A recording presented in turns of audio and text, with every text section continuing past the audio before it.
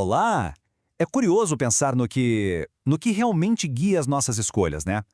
Por que será que algumas atitudes nos dão tanto orgulho, enquanto outras a gente preferia até esquecer? Bom, para entender isso, a gente vai buscar a ajuda de um dos maiores pensadores da história, Aristóteles. Vamos mergulhar com ele na anatomia de uma decisão e ver o que ela revela sobre nós. E a grande pergunta que fica aí, que olha, assombra a gente há séculos, é essa. Será que somos sempre responsáveis por nossas ações?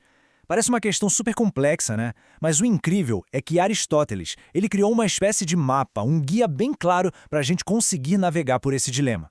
Vamos dar uma olhada em como isso funciona. Beleza, então, vamos direto ao ponto.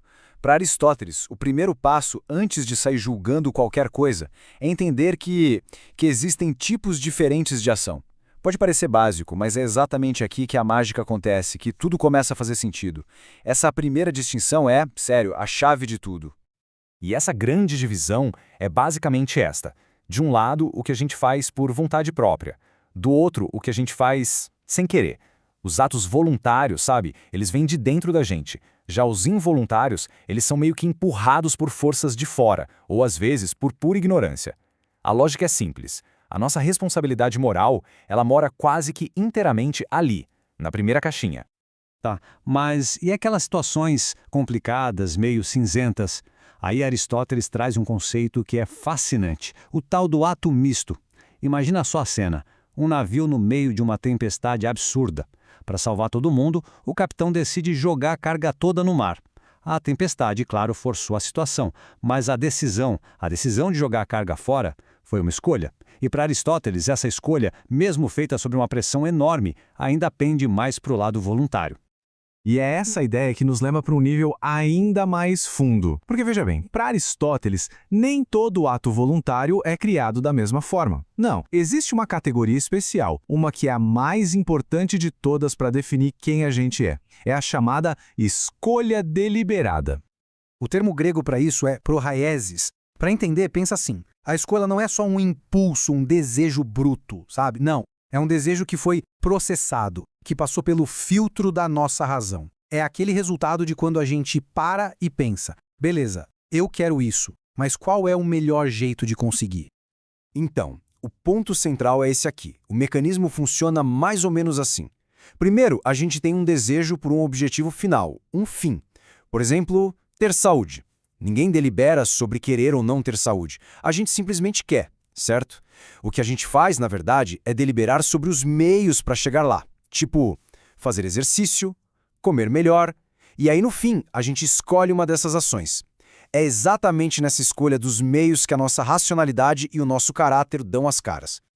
Ok, muito legal na teoria, mas e na prática? Como isso funciona? Vamos pegar o exemplo da coragem. Para Aristóteles, e isso é o mais fascinante, coragem não é não ter medo, de jeito nenhum. Não é um sentimento, é uma escolha deliberada que a pessoa faz apesar do medo.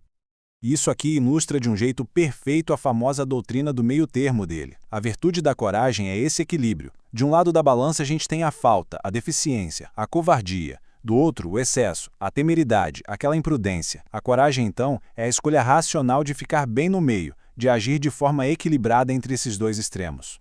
E para Aristóteles, o teste de fogo da coragem era um cenário bem específico, o campo de batalha. É ali, cara a cara com a possibilidade de uma morte nobre, que a coragem de verdade se mostra. A motivação da pessoa corajosa não é uma raiva cega, sabe? Ou uma falta de noção do perigo. Não, é uma escolha calculada, movida por um ideal, por um senso de honra. E essa lógica toda de encontrar o equilíbrio não serve só para o medo, não. Aristóteles usa exatamente o mesmo raciocínio para o oposto, para a nossa relação com o prazer. E aqui, de novo, a virtude está em encontrar o caminho do meio, através da escolha. Nesse caso, a virtude é a temperança, esse equilíbrio. O excesso, todo mundo conhece, é a intemperança, aquela busca sem freio por prazer. Já a deficiência seria uma coisa tipo uma insensibilidade ao prazer, algo que o próprio Aristóteles comenta que é bem raro de se ver. E mais uma vez, Aristóteles é super específico aqui. Temperança não tem a ver com qualquer prazer. É sobre os prazeres do corpo, mais especificamente o tato e o paladar. Ser uma pessoa temperante é escolher, usando a razão, como e quando aproveitar esses prazeres, sempre na medida certa, sem ser só levado pelo impulso do momento. Então tá. Depois de passar por tudo isso, o que realmente fica? Qual é a grande lição de Aristóteles que a gente pode levar para a nossa vida?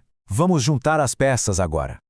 E a conclusão, olha, é muito poderosa. Para Aristóteles, o nosso caráter moral não é sobre ter os sentimentos certos ou nascer de um jeito X ou Y, não. A virtude é um hábito, é uma disposição que a gente constrói tijolo por tijolo, através de escolhas repetidas, conscientes, deliberadas. É a prática de usar a razão para guiar o que a gente faz. E isso tudo acaba nos deixando com uma reflexão, né? Se a virtude está na escolha racional dos meios para alcançar um fim, a grande pergunta é, hoje, no nosso dia a dia, sobre o que a gente está parando para deliberar de verdade? Em que áreas da vida a gente está só agindo no impulso? E em quais a gente está de fato fazendo uma escolha? A resposta para isso pode revelar muito sobre o tipo de caráter que a gente está construindo, decisão por decisão.